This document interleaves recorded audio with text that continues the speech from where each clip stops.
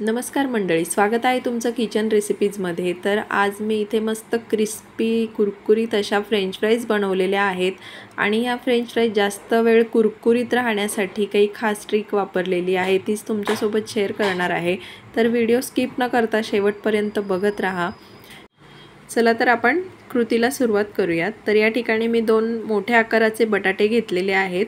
तर French fries बनवताना शक्यतो मोठ्या आकाराचे बटाटेच घ्यायचे, ज्याने मस्त मोठ्या मोठ्या लांब लांब अशा फ्रेंच फ्राईज आपल्या बनतात। तर याचे मी साल काढून घेतले आणि पाण्यामध्ये हे बटाटे ठेवले।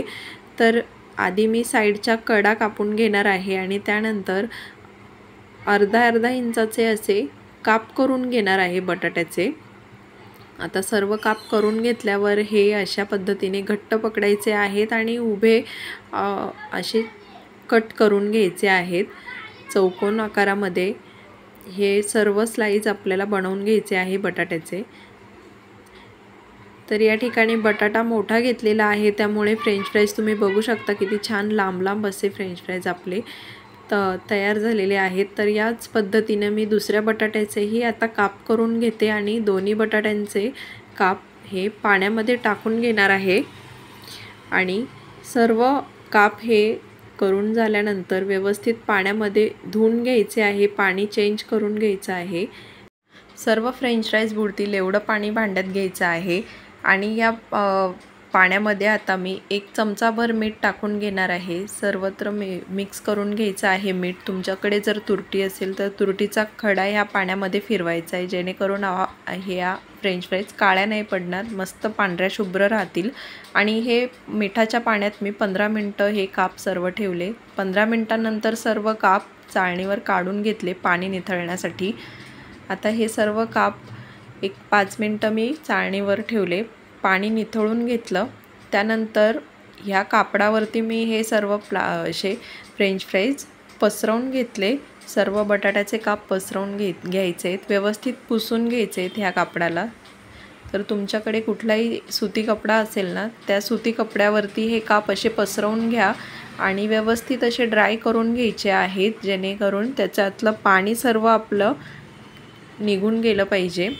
आणि त्यानंतर हे एका मोठ्या ताटामध्ये मी सर्व फ्रेंच फ्राईज काढून घेतले, त्यावर 2 चमचे कॉर्नफ्लॉवर टाकून घेतलं आणि सर्व फ्रेंच फ्राईजला हे कॉर्नफ्लॉवर या पद्धतीनं असं लावून घेतलेलं आहे, जेणेकरून काही पाण्याचा अंश असेल ह्या स्लाइसमध्ये तो कॉर्नफ्लॉवर टाकल्यामुळे तो शोषला जाईल आणि पूर्णपणे हे फ्रेंच फ्राईज आपले ड्राय होतील।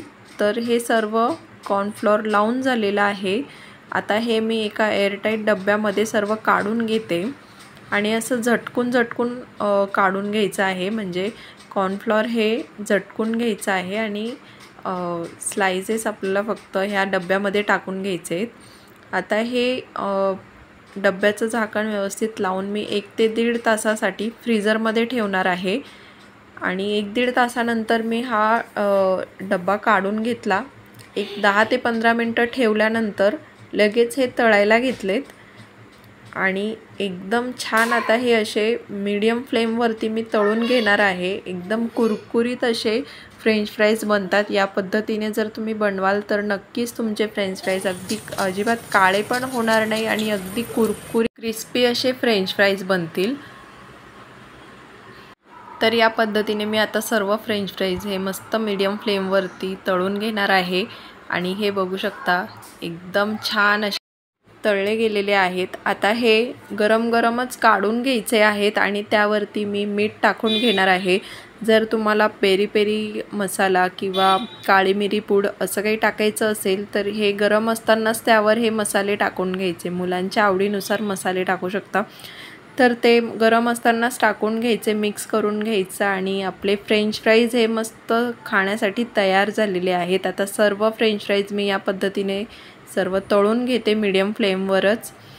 तर या पद्धतीने तुम्हीही नक्की ही रेसिपी ट्राय करून बघा आणि आजची रेसिपी कशी वाटली हे कमेंटमध्ये मला नक्की कळवा।